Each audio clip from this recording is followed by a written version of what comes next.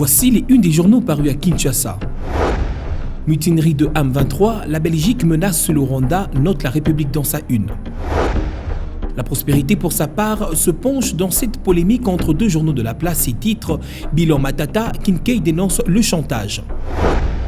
Incroyable mais vrai à lire dans l'Observateur qui s'exclame « Le ministère des Affaires étrangères en panne de passeport ». C'est tout pour les unes et maintenant la revue de presse. Intox et fausses infos que couvrent des unes de presse au sujet des actions menées par le gouvernement Matata. L'équipe gouvernementale réagit à travers le soft. Trifon Kinkemulumba a, au cours d'une sortie médiatique, voulu faire d'utiles recadrages, ce en réponse aux accusations dont le gouvernement actuel fait l'objet dans le potentiel. Le journal qualifie les articles du confrère de romans insane et incongrus, faisant preuve d'actes jugés loin de tout professionnalisme.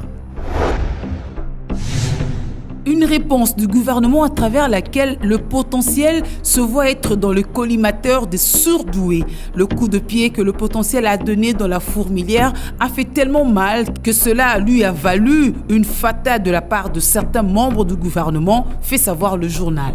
Pour l'équipe rédactionnelle du sénateur Mutinga, pas question de querelle byzantine.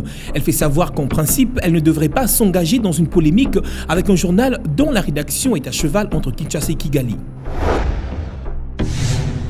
Quittons ce différend rédactionnel pour relayer le maximum qui fait savoir que la Belgique et l'ONU tapent du poing sur la table au sujet de la situation sécuritaire qui prévaut à l'est de la RDC. Convaincu de la responsabilité du Rwanda dans l'agression contre la RDC, note le journal, le vice-premier ministre belge des Affaires étrangères a, au cours de ses entretiens avec son homologue rwandaise, demandé à Kigali de mettre immédiatement fin à son appui au M23.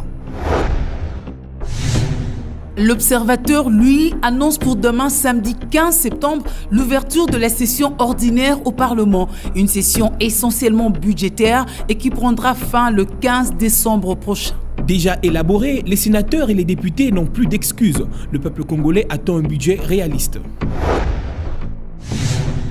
Prenons ce cri d'alarme que lance la population du quartier Sangamamba à Ngaliema, privée d'eau depuis maintenant 5 ans, nous signale Africa News. Et pour pallier cette situation, les habitants de cette contrée s'approvisionnent dans des sources naturelles et ce au risque de contracter des maladies.